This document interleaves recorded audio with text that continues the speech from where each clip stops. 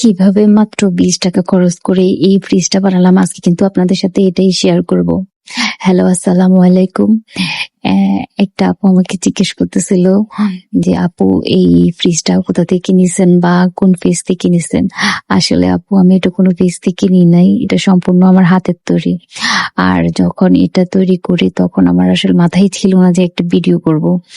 যাই হোক, এটা সম্পূর্ণ হ্যান্ডমেড ক্লে দিয়েই করা। আর যে পাতা ছাপটা দেখতেছেন এটা আসলে আমাদের ছাদ থেকে একটু কুমড়ো পাতা নিয়ে এসে আমি ওটার সাহায্যেই ক্রিয়েট করছি। আপনি যে শেপটা দিবেন তার উপর এই পাতাটা দিয়ে ছাপ দিলেই কিন্তু এই শেপটা চলে আসবে। পেস্ট কালারের জন্য আমি কিন্তু এই কালো স্প্রেটা ইউজ করি। আর ক্লেটা বানানোর ক্ষেত্রে আমি সব সময় কর্নফ্লাওয়ার এন্ড আঠার মেজারমেন্ট সেম রাখি। আর ডোটা একটু সফট করার জন্য হালকা তেল ইউজ করতে পারেন। আর আঠার জন্য আমি ফেভিকলের SHE আঠাটাই ব্যবহার করি সবসময়। এটা একদম শেষের পথে। এটা দিয়ে ক্লে বানালে অনেক ভালো হয়। সো এটা শুকানোর পর আপনাকে সম্পূর্ণ একদিন এটা রেস্টে রাখতে হবে। দেন আপনি প্রথমত এই যে শাইনটা নিয়ে আসার জন্য এই মাইকা পাউডার এটা ইউজ করতে পারেন। এটা আমার বাসায় ছিল।